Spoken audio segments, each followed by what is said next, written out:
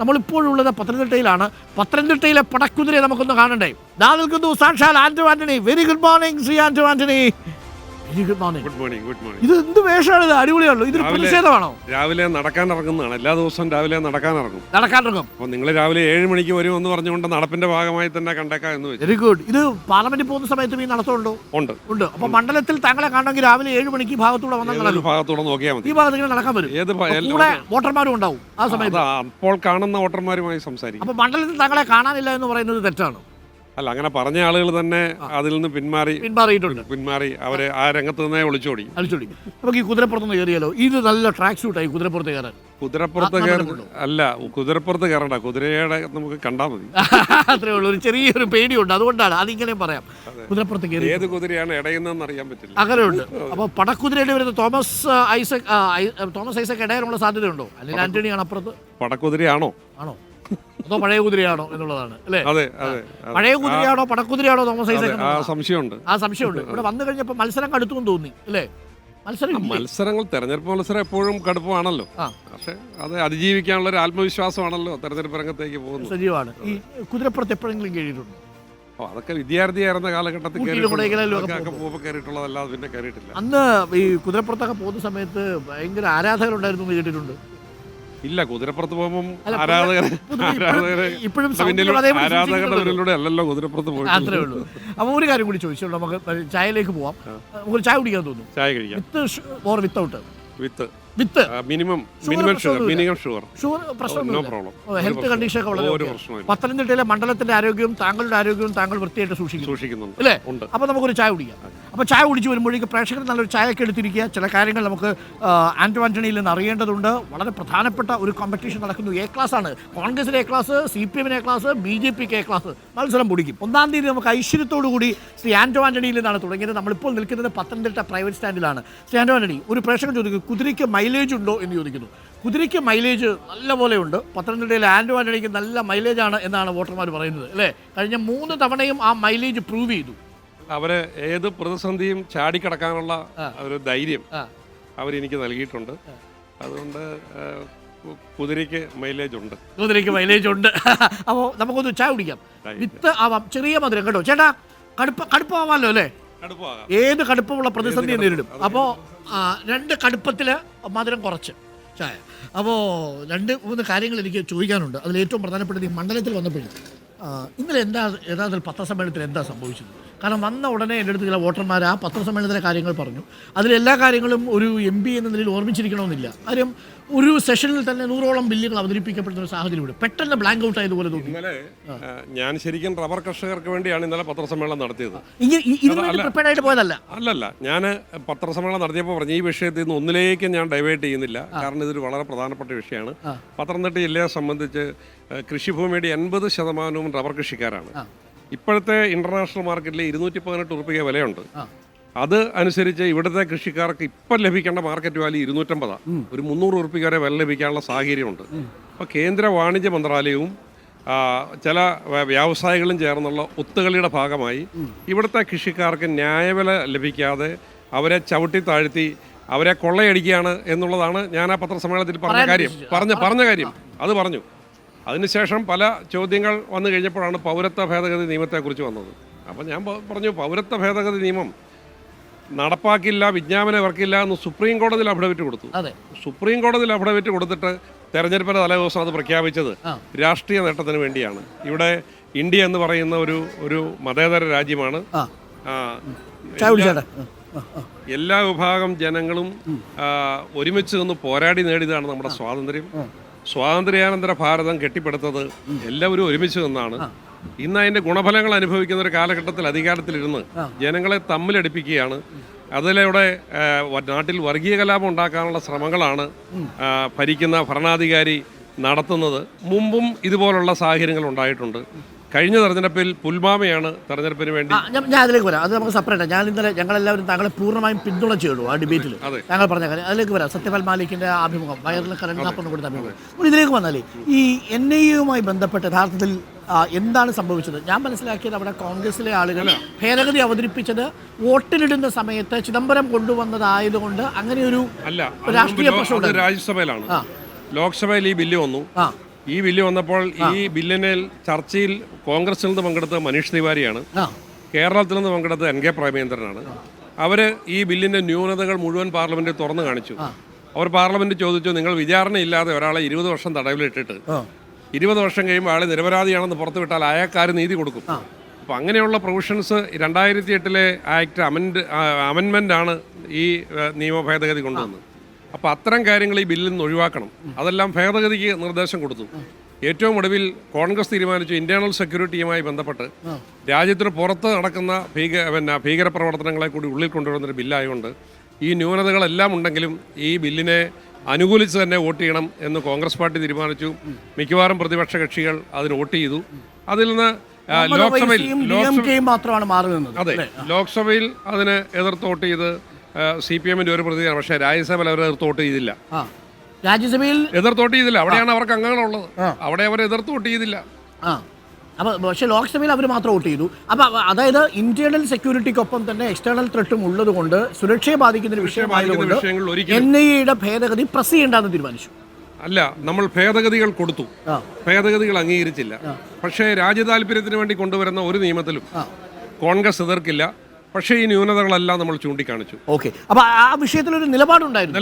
പാർട്ടിക്കൊരു നിലപാടുണ്ടായിരുന്നു. കാരണം എനിക്ക് ഇന്നലെ പത്രസമ്മേളനത്തിൽ സംഭവിച്ച കാര്യം CIA കുറിച്ചാണ് സംസാരിച്ചുകൊണ്ടിരുന്നത്. അപ്പോൾ ചാടി ഒരാൾ NIA-യുടെ കാര്യം ചോദിച്ചപ്പോൾ എനിക്കൊന്ന് ഓർത്തെടുക്കാനുള്ള സമയത്തിന്റെ ഇതുണ്ടായി. അപ്പോൾ എനിക്ക് മാത്രമല്ല, ഞാനത് കഴിഞ്ഞ് പല നമ്മുടെ സഹപ്രവർത്തകരായ ആളുകളോടും ഒറ്റവാക്കിൽ ഈ കാര്യം ചോദിച്ചപ്പോൾ അവർ പറഞ്ഞു ഞങ്ങൾ നോക്കട്ടെ എന്താണ് പറയുന്നത്. അല്ല, കാരണം പാർലമെന്റിൽ ബില്ലുകൾ ചൂടപ്പം പോലെ പാസ്സാക്കുകയില്ല. ഞങ്ങൾ മണിപ്പൂർ വിഷയത്തിൽ മണിപ്പൂരിൽ നൂറുകണക്കിന് സ്ത്രീകൾ ബലാത്കാരം ചെയ്യപ്പെട്ടു, നിരവധി ആളുകൾ കൊല ചെയ്യപ്പെട്ടു, പോലീസിന്റെ ബാരക്കിൽ നിന്ന് മോഷ്ടിച്ച തോക്കും ഉപയോഗിച്ചാണ് ഈ കൊലപാതകം മുഴുവൻ നടത്തുക. അതേക്കുറിച്ച് പ്രധാനമന്ത്രി പാർലമെന്റിൽ സംസാരിക്കണമെന്ന് ആവശ്യപ്പെട്ട് സമരം ചെയ്യുന്നതിനിടയിൽ 15-18 മിനിറ്റ് ഇടവിട്ട് 16 നിയമം പാസ്സാക്കി. ഈ 16 നിയമം ഏതാണെന്ന് ചോദിച്ചാൽ പോലും നമുക്ക് പറയാൻ പറ്റും. പക്ഷേ NIA-യുടെ കാര്യത്തിലാവുമ്പോൾ അത് ചർച്ച ചെയ്യപ്പെട്ട വിവാദമാണ്. മാത്രമല്ല സ്റ്റാൻസ്വാമിയുടെ വിഷയം ഉണ്ടായിരുന്നു, ഭീമ കോവറേഗ കേസ് ഉണ്ടായിരുന്നു, ഏറ്റവും ഒടുവിൽ ഇപ്പോൾ സായിബാബയെ പുറത്താക്കി. അപ്പോൾ സ്വാഭാവികമായും NIA ബില്ലിൽ കോൺഗ്രസ് എടുത്തൊരു നിലപാടുണ്ടായിരുന്നു. പക്ഷെ അത് അവർ വോട്ട് ചെയ്തായിരുന്നോ ഇല്ലയോ എന്നുള്ള കാര്യം ഓർമ്മിച്ചെടുക്കേണ്ടിയിരുന്നു. ഞാനത് നോക്കി, ആ ബില്ല് ഞാൻ എടുത്തു. അതിൽ നടന്ന ചർച്ചകൾ ഞാൻ നോക്കി. ചർച്ചകളിൽ കോൺഗ്രസിനെ പ്രതിനിധീകരിച്ച് പങ്കെടുത്തത് മനീഷ് തിവാരിയാണ്. മനീഷ് തിവാരി വളരെ വെഹുമന്റായി ഇതിലെ ന്യൂനതകൾ ചൂണ്ടിക്കാണിച്ചു. അത് ഓർമ്മിക്കാൻ കഴിയാതെ പോയതാണ്, അല്ലാതെ മറച്ചു വെച്ചതല്ല. അല്ലല്ല, അതിനേക്കാൾ പ്രധാനപ്പെട്ട ഒരു കാര്യം, അന്ന് മനീഷ് തിവാരി പറഞ്ഞൊരു കാര്യമുണ്ട്. നിങ്ങൾ ഈ വലിയ രാഷ്ട്രീയ വിരോധം തീർക്കാനാണ് ഉപയോഗിക്കുന്നത്. നിങ്ങൾ ഇത് രാജ്യത്തിന്റെ സെക്യൂരിറ്റിക്കോ ഇന്റേണൽ സെക്യൂരിറ്റിക്കോ പുറത്തു നിന്നുള്ള തട്ടിനോ വേണ്ടിയല്ല. നിങ്ങൾക്കിഷ്ടമില്ലാത്ത ആളുകളെ, നിങ്ങൾക്കിഷ്ടമില്ലാത്ത വിഭാഗത്തെ ഇഷ്ടം പോലെ പിടിച്ച് ജയിലിലിടാനും വിചാരണയില്ലാതെ അവരെ വർഷങ്ങളോളം തടവിൽ സൂക്ഷിക്കാനുമുള്ള ഒരു നിലപാടാണ് നിങ്ങളുടേതെന്ന് ഈ ചർച്ച ഓപ്പൺ ചെയ്ത മനീഷ് തിവാരി പറഞ്ഞു. കേരളത്തിൽ നിന്ന് സംസാരിക്കാൻ അവസരം കിട്ടിയ പ്രേമേന്ദ്രനും അത് ആവർത്തിച്ച് പറഞ്ഞു. പക്ഷേ രാജ്യത്തിൻ്റെ സെക്യൂരിറ്റി, അതും പുറത്തു നിന്നുള്ള ഭീകരപ്രവർത്തനങ്ങൾ നടക്കുന്ന ഒരു കാലഘട്ടത്തിൽ അതിനുവേണ്ടി കൊണ്ടുവരുന്ന നിയമത്തെ എതിർത്തു എന്നുള്ളൊരു നിലപാട് കോൺഗ്രസ് എടുക്കാൻ പാടില്ല എന്ന് രാഹുൽ ഗാന്ധിയാണ് ഞങ്ങളോട് പറഞ്ഞത്. രാഹുൽ ഗാന്ധിയുടെ നിർദ്ദേശം അനുസരിച്ചാണ് അന്ന് NIA ഭേദഗതി വോട്ടിനിട്ടപ്പോൾ അതിനെ എതിർക്കേണ്ടതില്ല എന്ന് തീരുമാനിച്ചു. അല്ല, രാഹുൽ ഗാന്ധി, ഞങ്ങളുടെ കോൺഗ്രസ് ലീഡർഷിപ്പ് എല്ലാവരും ഞങ്ങൾ ആലോചിച്ചു. അപ്പോൾ ഈ വ്യക്തിപരമായ തീരുമാനമൊന്നുമല്ല, അല്ലല്ല, പാർട്ടിയുടെ തീരുമാനം തന്നെ. ഒരു കാര്യം കൂടി ചോദിക്കട്ടെ, അതിപ്പോ ഒരു വിവാദ വിഷയമാക്കി പ്രചരണ രംഗത്തേക്ക് കൊണ്ടുവരാൻ CPM ശ്രമിക്കുന്നുണ്ട്. ഇന്നലെ ചർച്ചയിലും അത് കഴിഞ്ഞു.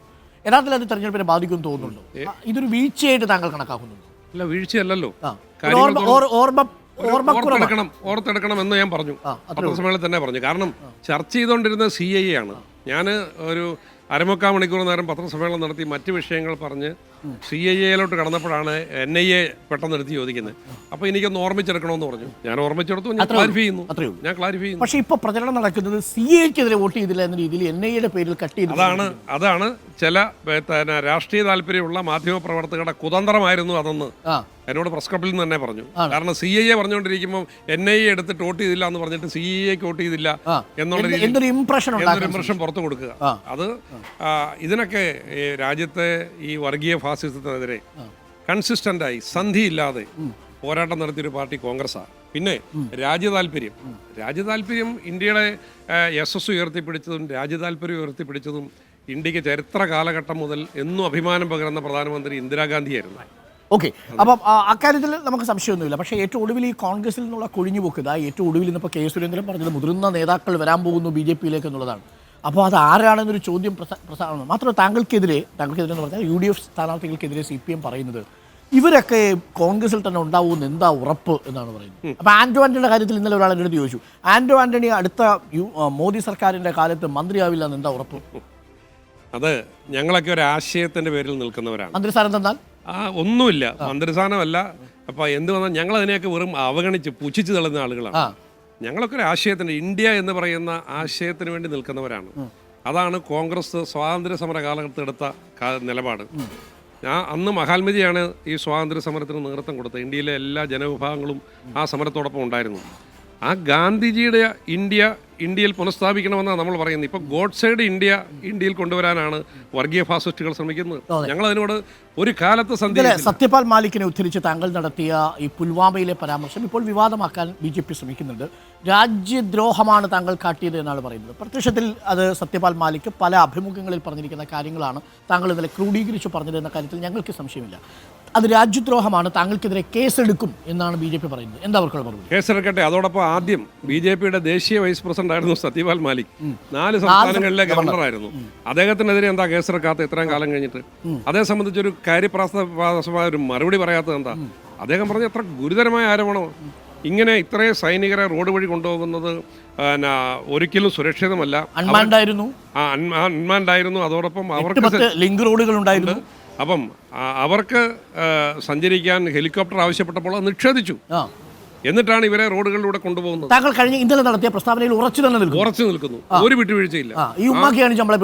അതൊന്നും കാണിച്ച് പേടിപ്പിക്കേണ്ട. അറസ്റ്റ് ചെയ്യുന്നെങ്കിൽ ഈ മരണമടഞ്ഞ ജവാന്മാരുടെ ഭാര്യമാർ ഈ വിഷയം ഉന്നയിച്ചുകൊണ്ട് ഡൽഹി സത്യാഗ്രഹം നടത്തി. അവരും രാജ്യദ്രോഹികളാണോ? അതുകൂടെ സുരേന്ദ്രൻ പറയട്ടെ. അത് വളരെ പ്രധാനപ്പെട്ട ഒരു ചോദ്യമാണ്. സത്യപാൽ മാലിക്കിന്റെ പരാമർശം അത് ഇന്നലെ അദ്ദേഹം ഉദ്ധരിച്ചതിൽ ആവർത്തിച്ച് നിൽക്കുന്നു. രാജ്യദ്രോഹം കാട്ടി ഇങ്ങോട്ട് പേടിപ്പിക്കാൻ വരണ്ട. ഒന്നും പേടിപ്പിക്കാൻ വരണ്ട. അറസ്റ്റ് ചെയ്തോട്ടെ. പിന്നെ ഈ കാപട്യത്തിന്റെ പേരിൽ അറസ്റ്റ് ജയിലിടുന്നെങ്കിൽ ഇടട്ടെ. അതൊക്കെ അഭിമുഖീകരിക്കാനുള്ള തന്റെ ഇടവായിട്ടാണ് ഈ തെരഞ്ഞെടുപ്പിൽ നിൽക്കുന്നതും പൊതുപ്രവർത്തനം നടത്തുന്നു. ഓക്കെ, വളരെ പ്രധാനപ്പെട്ട ഒരു സ്റ്റേറ്റ്മെന്റ് ആണ്. അപ്പോൾ കെ സുരേന്ദ്രൻ മറുപടി പറഞ്ഞിരിക്കുകയാണ്. ആന്റോ ആന്റണി അറസ്റ്റ് ചെയ്യുന്നെങ്കിൽ അറസ്റ്റ് ചെയ്തോട്ടെ, ഒരു പടിവ് പോലും അതിൽ നിന്ന് പിന്മാറുന്നില്ല. സത്യപാൽ മാലിക് പറഞ്ഞതാണ് അന്വേഷണം ആ ഘട്ടത്തിൽ വേണം. അന്വേഷണം ഇതുവരെ കേന്ദ്ര സർക്കാർ ആ വിഷയത്തിൽ നടത്തിയിട്ടില്ല. അതായത് NIA-യുടെ അന്വേഷണം ഒഴിച്ച് ആരോപണങ്ങളുടെ അന്വേഷണം അല്ല, മരിച്ച ജവാന്മാരുടെ ഭാര്യ ഉയർത്തിപ്പിടിച്ച വിഷയത്തെക്കുറിച്ച് കൂടി മറുപടി പറയണം. അപ്പോൾ അതിലൊരു നിശബ്ദതയുണ്ട് എന്നുള്ളത് സത്യമാണ്. അപ്പോൾ ആ കാര്യത്തിൽ താങ്കൾക്ക് ഭയക്കേണ്ടതില്ല. പക്ഷേ ആൾക്കാർ പ്രചരണം നടത്തുന്നു. ഇനി നമ്മൾ മണ്ഡലത്തിലേക്ക് വന്നാൽ, മണ്ഡലത്തിൽ താങ്കൾ സജീവ സാന്നിധ്യമാണെന്ന് പറയുമ്പോഴും എന്തു വികസനം കൊണ്ടുവന്നു ആന്റോ ആന്റണി എന്നാണ് ചോദിക്കുന്നത്. ഇന്നലെ കേന്ദ്രീയ വിദ്യാലയത്തിൻ്റെ FM സ്റ്റേഷൻ്റെയൊക്കെ കഥ പറഞ്ഞത് ഞാൻ കേട്ടു, താങ്കളുടെ സഹപ്രവർത്തകർ. പക്ഷേ അതൊന്നും താങ്കളുടെ കാലത്തല്ലെന്നും വീണ ജോർജ് ആണെന്നും അല്ലെങ്കിൽ MLA ഒക്കെയാണിത് കൊണ്ടുവന്നതെന്നും ഒക്കെയാണ് കേൾക്കുന്നത്. യഥാർത്ഥത്തിൽ എന്താ വാസ്തവം? മണ്ഡലത്തിൽ എന്തെങ്കിലും നടന്നില്ല? കേന്ദ്രീയ വിദ്യാലയം കൊണ്ടുവന്നു. കേന്ദ്രീയ വിദ്യാലയത്തിന് ഇവിടുത്തെ ഗവൺമെൻറ് ചെയ്തൊരു സംഭാവന, ആ കെട്ടിടത്തിൻ്റെ നിർമ്മാണ പ്രവർത്തനം പൂർത്തീകരിച്ച് അതിൻ്റെ ഉദ്ഘാടനം പ്രധാനമന്ത്രി നടത്താൻ തീരുമാനിച്ചിരിക്കുക. അപ്പോൾ അതിനുവേണ്ടി ഞാൻ ആ സ്കൂളിലേക്കുള്ള റോഡിന് വേണ്ടി മനോഹരമാക്കാൻ വേണ്ടി ലൈറ്റൊക്കെ ഇട്ട് മനോഹരമാക്കാൻ വേണ്ടി 22 ലക്ഷം രൂപ അനുവദിച്ചു. അത് ഈ സംസ്ഥാനത്തെ ഒരു മന്ത്രി, ആ റോഡ് 50 കൊല്ലമായി പഞ്ചായത്തിൻ്റെ ആശ്രയ രജിസ്റ്ററുള്ളതാണ്. ആളുകൾ ഉപയോഗിക്കുന്ന റോഡാണ്, നാട്ടുകാർ ഉപയോഗിക്കുന്ന റോഡാണ്. ആ റോഡ് ഓർഗാനിക് ഫാം നടന്നുകൊണ്ടിരിക്കുന്ന റോഡാണ് എന്ന് പറഞ്ഞ ആ റോഡിന് അനുമതി നിഷേധിച്ചു. മുടക്കാൻ ശ്രമിച്ചല്ല. ഒരു ആയിരക്കണക്കിന് വിദ്യാർത്ഥികൾ പഠിക്കുന്ന ഒരു വിദ്യാലയത്തിൻ്റെ ആയിട്ടുള്ള വഴിമുടക്കുകയാണ്. ഞാൻ അതിൻ്റെ പേര് സത്യാഗ്രഹം ഇരുന്നു. ഞാൻ അത് കഴിഞ്ഞിട്ട് അവിടുത്തെ രക്ഷകർത്താക്കളെയും നാട്ടുകാരെയും കൂട്ടി ആ റോഡ് ഞാൻ എൻ്റെ നേതൃത്വത്തിൽ റോഡ് വെട്ടി വൃത്തിയാക്കി ആ റോഡിലൂടെയാണ് ഉദ്ഘാടനത്തിന് അവിടെ ആളുകൾ വന്നത്. അപ്പം സംസ്ഥാന ഗവൺമെൻറ് ചെയ്ത സഹായം അങ്ങോട്ട് വരുന്ന പിള്ളേർക്കുള്ള വഴി മുടക്കുക എന്നുള്ളതാണ്. അതിനെ മറികടന്നു എന്നുള്ളതാണ്. അതൊരു പ്രധാനപ്പെട്ട നേട്ടം. മറ്റൊരു നേട്ടം എന്താ പറയാൻ പറ്റുന്നത്? ഒരു നേട്ടം. ഇത് 3ാമത്തെ കേന്ദ്രീയ വിദ്യാലയം. 2ാമത്തെ കേന്ദ്രീയ വിദ്യാലയം ചെന്നീർക്കര കേന്ദ്രീയ വിദ്യാലയം. ജില്ലയിൽ സാധാരണ 1-2 ഉണ്ടാവാറുള്ളൂ അല്ലേ? പത്തനംതിട്ട പോലൊരു ഗ്രാമീണ ജില്ലയിൽ ഈ 3 കേന്ദ്രീയ വിദ്യാലയങ്ങളെന്നുള്ള ഇന്ത്യയിൽ ഒരിടത്തുള്ളതല്ല. ഇത് 3ാമത്തെ കേന്ദ്രീയ വിദ്യാലയം. 2ാമത്തെ ചെന്നിറക്കര കേന്ദ്രീയ വിദ്യാലയം ഇന്നവിടെ ആയിരക്കണക്കിന് കുട്ടികൾ പഠിക്കുകയാണ്.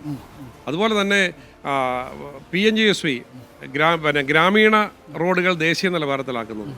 എൻ്റെ പാർലമെൻറ്റ് മണ്ഡലത്തിലെ മുഴുവൻ പഞ്ചായത്തുകളും ഈ റോഡുകൾ കൊണ്ട് ലിങ്ക് ചെയ്തു. 253 കിലോമീറ്റർ റോഡ് പൂർത്തീകരിച്ചു. 182 കോടി രൂപ അതിനുവേണ്ടി ചെലവഴിച്ചു. ഇന്ന് ഈ ഗ്രാമീണ മേഖലയിലൂടെ പോകുമ്പോൾ കാണുന്ന മനോഹരമായ റോഡുകൾ ആ പദ്ധതിയിലൂടെ രൂപം കൊടുത്തതാണ്. അതുപോലെ പത്തനംതിട്ട ജില്ലയ്ക്ക് സ്വന്തമായ ഒരു നാഷണൽ ഹൈവേ, പത്തനംതിട്ടയിലേക്ക് നാഷണൽ ഹൈവേയുടെ കണക്ഷൻ ഇല്ലായിരുന്നു. 2014 ഏറ്റവും ഒടുവിൽ ഓസ്കാർ ഫെർണാണ്ടസ് ഉപരിതല ഗതാഗത വകുപ്പ് മന്ത്രിയായിരിക്കുമ്പോൾ അദ്ദേഹവുമായിട്ടുള്ള വളരെ അടുത്ത സൗഹൃദ ബന്ധമായിരുന്നു. അദ്ദേഹത്തെ കൊണ്ടാണ് ഞാൻ നമ്മുടെ പാർലമെൻറ്റ് മണ്ഡലത്തിൻ്റെ അതിർത്തി കടമ്പനാട്ട് നിന്ന് പത്തനംതിട്ട വഴി പിന്നെ അടൂര് വഴി പത്തനംതിട്ട വഴി മൈലപ്ര വടശ്ശേരിക്കര ലാഹ എലവങ്കൽ നിന്ന് അത് ത്രിവേണി സംഗമത്തിലേക്കും അവിടെ നിന്ന് എരിമേലി വഴി മുണ്ടക്കയത്തേക്കുള്ള പത്തനംതിട്ടയിലേക്ക് വേണ്ടി മാത്രമുള്ള നാഷണൽ ഹൈവേ. ആ ഹൈവേയുടെ പ്രത്യേകത അത് യാഥാർത്ഥ്യമായി. അത് മാത്രമല്ല, ഏറ്റവും വലിയ പ്രത്യേകത അത് ശബരിമല ഹൈവേ ആണ്. ശബരിമലയിൽ പോകുന്ന കോടിക്കണക്കിന് തീർത്ഥാടകർ മുഴുവൻ ഈ പാതയിൽ കൂടി വേണം പോകാൻ. ഇതാ ഇന്നലെ ഈ ശബരിമല റെയിൽവേ അല്ല നമ്മുടെ എയർപോർട്ടിന് വേണ്ടിയിട്ട് വിമാനത്താവളത്തിന് ഭൂമി ഏറ്റെടുക്കാൻ വേണ്ടിയിട്ട് ഇന്നലെ ഉത്തരവായിട്ടുണ്ട് സംസ്ഥാന സർക്കാരിൻ്റെ. ആദ്യം ഈ ഇതിനു വേണ്ടി പിന്നെ സർവേ നടത്താൻ ഏൽപ്പിച്ചത് അമേരിക്കയിലുള്ളൊരു ഏജൻസിയാണ്. അവർ ഈ കേരളത്തിൽ വരാതെ ഗൂഗിൾ സർവേ നടത്തി അവർ കൊടുത്ത അപേക്ഷയുടെ അടിയിൽ ഒപ്പിട്ടിട്ടില്ലായിരുന്നു. അത് റിജക്ട് ചെയ്തു പോയി. റിജക്ട് ചെയ്തു പോയി. ഫസ്റ്റ് കൊടുത്ത കേരളത്തിൻ്റെ ഗവൺമെൻറ് അപേക്ഷ റിജക്ട് ചെയ്തു പോയി.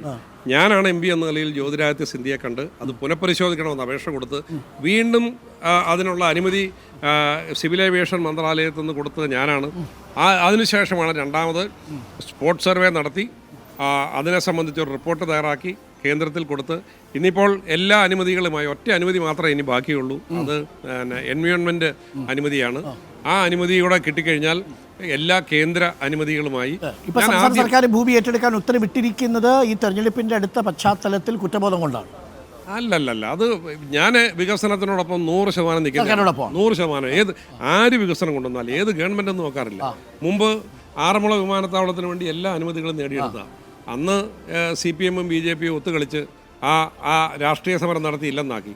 പക്ഷേ പുതിയ വിമാനത്താവളത്തെ പ്രൊപ്പോസലൊന്നും ഞാൻ ആദ്യം മുതലുണ്ട്. എനിക്ക് വികസനം നടന്നാൽ മതി. എനിക്ക് ആര് കൊണ്ടുവരുന്നെന്നോ എവിടെ നടക്കുന്നെന്നുള്ള എന്നെ സംബന്ധിച്ച് വിഷയമല്ല. എനിക്ക് വികസനം മതി. പത്തനംതിട്ട പോലുള്ള ഒരു ജില്ല, നിങ്ങൾ മനസ്സിലാക്കേണ്ട ഒരു കാര്യം, ഇന്ത്യയിലെ ജില്ലകളിൽ 25 വർഷം കൂടുന്ന സെൻസസ് നടക്കുമ്പോൾ ജനസംഖ്യ കുറഞ്ഞു പോയ ഏക ജില്ല ഇന്ത്യയിൽ പത്തനംതിട്ടയാണ്. പത്തനംതിട്ടയിൽ ആളില്ലാത്തതുകൊണ്ടല്ല. ഇവിടെ ജീവിക്കണമെങ്കിൽ ഒരു തൊഴിൽ നേടണമെന്നുണ്ടെങ്കിൽ ഈ ജില്ല വിട്ടു പോകണം. ആ അവസ്ഥയാണ്. ഒന്നുകിൽ അവർ പിന്നെ ബാംഗ്ലൂരോ ചെന്നൈയോ ഹൈദരാബാദോ ഇന്ത്യയിലെ അല്ലെങ്കിൽ അവർ രാജ്യം വിട്ട് കടന്നു പോകണം. അവരെ അയക്കുന്ന മണി ഓർഡറിൽ നിൽക്കുന്ന ഒരു സമ്പദ്ഘടനയാണ് പത്തനംതിട്ടയിലുള്ളത്. അപ്പോൾ അതുകൊണ്ട് ഇവിടെ ഒരു എയർപോർട്ട് ഉണ്ടായാൽ, ഇവിടെ ഒരു കണക്ടിവിറ്റി ഉണ്ടായാൽ ഇവിടെ ഇത് മാറും. ഇത് മുൻനിര ജില്ലയായി മുൻനിര നഗരമായി പത്തനംതിട്ട മാറും. അവസാനിപ്പിക്കാം. ഈ പത്തനംതിട്ടയിലെ വോട്ടർമാരോട് ആന്റണി അഭ്യർത്ഥിക്കുന്നതാണ് തെരഞ്ഞെടുക്കപ്പെട്ടാൽ ഒറ്റ കാര്യം, ഏറ്റവും പ്രധാനപ്പെട്ട പ്രയോറിറ്റി ചെയ്തൊരു കാര്യം നമുക്ക് പറയാൻ പറ്റില്ല. എന്തായിരിക്കും? തീർച്ചയായിട്ടും ഇന്ത്യ മുന്നണിയുടെ ഒരു പൊതുനയമുണ്ട്, അത് ഫാസിസത്തിനെതിരെയാണ്. അത് ഒഴിച്ചു നിർത്തിയാൽ അല്ല, എനിക്ക് ഒറ്റ കാര്യമല്ല, ഒന്നിലധികം കാര്യങ്ങൾ പറയാനുണ്ട്. അത് നമുക്ക് വരുന്ന സമയങ്ങളിൽ പറയാം. അതെ, എങ്കിലും ഒന്ന്, എരിമേലി വിമാനത്താവളം യാഥാർത്ഥ്യമാകണം. ശബരി റെയിൽവേ യാഥാർത്ഥ്യമാകണം. അതോടൊപ്പം ഈ നാട് ഇവിടെ മണ്ണിൽ കാലുറപ്പിച്ചു നിന്ന് ജീവിത വിജയം നേടാനും സ്വന്തം കാലിൽ നിൽക്കാനും പുതിയ തലമുറയ്ക്ക് അവസരം ഉണ്ടാക്കണം. അതിനുവേണ്ടിയുള്ള ഒരു പോരാട്ടമാണ് എൻ്റെ പോരാട്ടം. അതിനുവേണ്ടിയാണ് ഇത്തരത്തിലുള്ള വികസന പദ്ധതികളൊക്കെ വരുമ്പോൾ ഞാൻ അതിൻ്റെ മുന്നിൽ നിൽക്കുന്നത്. ഒരു വികസനത്തിനും ഇടംകൊലിടാനോ തടസ്സപ്പെടുത്താനോ ഇല്ല. ഏത് ഗവൺമെൻറ് കൊണ്ടുവരട്ടെ, ആ വികസനം ഇവിടെ നടക്കണം. ഓക്കെ, വളരെ പ്രധാനപ്പെട്ട കാര്യമാണ്. Thank you Shri Antony. ഈ പ്രഭാതത്തിൽ നമുക്കൊപ്പം ചെലവഴിച്ചതിന് താങ്കൾ മറുപടി പറഞ്ഞു. താങ്കളെ ചുറ്റിപ്പറ്റിയുള്ള 2 പ്രധാനപ്പെട്ട കാര്യങ്ങൾക്കും താങ്കൾ വളരെ വ്യക്തമായി മറുപടി പറഞ്ഞു. ഒരു ഓർമ്മപ്പിശകാണ്, അല്ലെങ്കിൽ ഓർത്തെടുക്കാനുള്ള സമയം മാത്രമാണ് ഇന്നലെ ആവശ്യപ്പെട്ട പത്രസമ്മേളനത്തിൽ. അതിനെതിരെയുള്ള പ്രചരണം രാഷ്ട്രീയ പ്രേരിതമാണ് എന്നുള്ളത്. രണ്ടാമത്തത് രാജ്യദ്രോഹം എന്ന പേരിൽ കേസെടുക്കാൻ ഇങ്ങനെ വരട്ടെ, അറസ്റ്റ് വരിക്കാൻ ഞാൻ തയ്യാറാണ് എന്നുള്ളതാണ്. എടുത്തോട്ടെ എന്നുള്ള ധീരമായിട്ടുള്ള മറുപടി. അത് 2 വളരെ പ്രധാനപ്പെട്ട പല ചോദ്യങ്ങൾ തിരിച്ചും ചോദിക്കാനുണ്ട്. അതെ. ആ ചോദ്യങ്ങളോട് നമ്മളിവിടെ ഉണ്ടാവും. പാർലമെന്റിൽ സംവാദങ്ങളിലൊക്കെ പത്തനംതിട്ട മണ്ഡലത്തിന്റെ കാര്യങ്ങൾ താങ്കൾ ചോദിച്ചതായിട്ട് എന്റെ ശ്രദ്ധയിൽപ്പെട്ടു. റബ്ബറുമായി ബന്ധപ്പെട്ട ചോദ്യങ്ങളൊക്കെ ഞാൻ ഇന്നലെ പരിശോധിച്ചിരുന്നു. അപ്പോൾ നമുക്കിനി പ്രചരണം തുടങ്ങണ്ടേ? ഒരു കാര്യം കൂടി ചോദിക്കട്ടെ, ആരാ ഈ കോൺഗ്രസിൽ നിന്ന് വരാൻ പോകുന്ന BJP കക്ഷി? ഇത് ഓരോ കാലഘട്ടത്തിലും ആരെങ്കിലും വ്യക്തികളെ ഇവരുടെ പണം ഒഴുക്കിയല്ലേ ആളെ കൊണ്ടുപോകുന്നത്. ഒന്ന് BJP രാജ്യത്ത് പിന്നെ മറ്റ് പ്രതിപക്ഷ പാർട്ടികളെ ഇല്ലെന്നാക്കാനും അവരുടെ നേതാക്കളെ വിലക്കെടുക്കാൻ കൊടുക്കുന്നത് എത്രയോ ആയിരക്കണക്കിന് കോടി രൂപയാണ് പണം മുടക്കി ജനാധിപത്യത്തെ അവഹേളിക്കുകയും അപഹസിക്കുകയും ഓപ്പറേഷൻ ലോട്ടസ് പറഞ്ഞാൽ അഴിമതിയുടെ ദുർഗന്ധമാണ്. അഴിമതിയിൽ ഉണ്ടാക്കിയ പണം കൊണ്ട് ആയിരക്കണക്കിന് കോടി രൂപ വാരി വിതറി ആളുകളെ വിലക്കെടുക്കുന്നതാണ്. അനിൽ ആന്റണി പോയതും അങ്ങനെയായിരിക്കും. അനിൽ ആന്റണിയെ കുറിച്ച് സഹതാപം മാത്രമേ ഉള്ളൂ. കാരണം AK ആന്റണി ഞങ്ങളൊക്കെ ഏറെ ആദരിക്കുകയും ബഹുമാനിക്കുകയും ചെയ്യുന്ന ഒരു നേതാവാണ്. പ്രചരണത്തിന് വരുമോ? ഞാൻ ആദ്യം അനുഗ്രഹം വാങ്ങിച്ചത് AK ആന്റണിയിൽ നിന്ന്. ഞാൻ പ്രചരണത്തിന് വിളിച്ചിട്ടില്ല, പക്ഷേ എന്നെ അനുഗ്രഹിച്ചു പറഞ്ഞു, പോയി ജയിച്ചു, ഉറപ്പായിട്ടും ജയിച്ചു വരും. ഞാൻ കോൺഗ്രസ് ആണ്, എൻ്റെ കുടുംബത്തിൽ ഒരാൾ BJP പോയി, രാഷ്ട്രീയം വേറെ കുടുംബം വേറെ, ഞാൻ ആന്റിയോടൊപ്പം ഉണ്ടാകുമെന്നാണ് AK ആന്റണി എന്നോട് പറഞ്ഞത്. ആത്മവിശ്വാസത്തിൽ ഇപ്പോഴും ഉണ്ട്. ഒരു കാര്യം കൂടി ഞാൻ ചോദിച്ച് അവസാനിപ്പിക്കാം. എപ്പോഴെങ്കിലും ഇപ്പോൾ ഈ മണ്ഡലം പ്രത്യേകിച്ചൊരു BJPക്ക് വലിയ സാധ്യതയുള്ള മണ്ഡലമായതുകൊണ്ട് ആന്റണിയെ ഈ BJPക്കാർ നോട്ടമിട്ടിട്ടുണ്ടോ എപ്പോഴെങ്കിലും? എന്നെ നോട്ടമിടാനുള്ള ധൈര്യം അവർക്കില്ല. മുഖത്തടിക്കാൻ വർത്തമാനം പറയും. എനിക്ക് അവരുമായി സന്ധി ചെയ്ത് രാഷ്ട്രീയം വേണ്ട. മോദി ചായക്ക് വിളിച്ചാലോ? മോദി ചായക്ക് വിളിച്ചാലോ? അല്ല, മോദിക്ക് ചായക്ക് വിളിക്കേണ്ട കാര്യമില്ല. രാഷ്ട്രീയം പറയാനുള്ള ചായ കൂടിയില്ല. മണ്ഡലത്തിന്റെ വികസന കാര്യം പറയാൻ വേണ്ടി വിളിച്ചാൽ പോകും. മണ്ഡലത്തിന്റെ വികസനം ആരുടെ പിന്നിലും പറയും. ഞാൻ ഈ ശബരിമല വികസനത്തിന് വേണ്ടി നരേന്ദ്രമോദി പ്രധാനമന്ത്രിയെ നേരിൽ കണ്ട് എത്രയോ വട്ടം നിവേദനം കൊടുത്തിരിക്കുന്നു. അതുകൊണ്ട് രാഷ്ട്രീയം പറയാൻ പോവില്ല, വികസനം പറയാൻ പോകും. ആര് ഭരിച്ചാലും പോകും. വളരെ പ്രധാനപ്പെട്ട കാര്യമാണ്. Thank you Shri Antony. രാവിലെ ഉഷാറാവട്ടെ. ആരോഗ്യവും മണ്ഡലത്തിൻ്റെ ആരോഗ്യവും താങ്കളുടെ ആരോഗ്യവും താങ്കളുടെ കയ്യിൽ ഭദ്രമായിരിക്കട്ടെ. All the best. അപ്പോൾ നമുക്കിത് കഴിഞ്ഞതിന് ശേഷം ഒന്ന് കാണണം. ഉറപ്പായിട്ടും. Thank you Antony. അപ്പോൾ രാവിലെ ഈ വർക്കൗട്ട് ചെയ്യാൻ പോകുന്ന MPമാരെയൊക്കെ കാണുമ്പോൾ നമുക്ക് വലിയ സന്തോഷമാണ്. അവർ വളരെ ആക്റ്റീവായിരിക്കും, എപ്പോഴും സജീവമായിട്ട് ഇങ്ങനെ നടന്നുകൊണ്ടേ ഇരിക്കുന്നു എന്നുള്ളതാണ്. എങ്കിലും മത്സരം കടുക്കുമെന്ന കാര്യത്തിൽ സംശയമില്ല. എല്ലാ ചോദ്യങ്ങൾക്കും ഇപ്പോൾ മറുപടി പറഞ്ഞു കഴിഞ്ഞു ആന്റണി. അപ്പോൾ ഇനി പ്രചരണത്തിലേക്ക് ഇറങ്ങിയിട്ട് 200 റൗണ്ട് കൂടെ നടക്കാൻ പോകുന്നുണ്ടോ? അല്ല, ആദ്യം രാവിലെ നടന്നിട്ടാവും. രാവിലെ നടന്നിട്ട് വന്നു. ഓക്കെ, ഇനിയിപ്പോൾ നേരെ പ്രചരണത്തിലേക്ക് കടക്കുക. Okay, thank you. ആന്റണിയാണ് നമുക്കൊപ്പം ചേർന്നത്.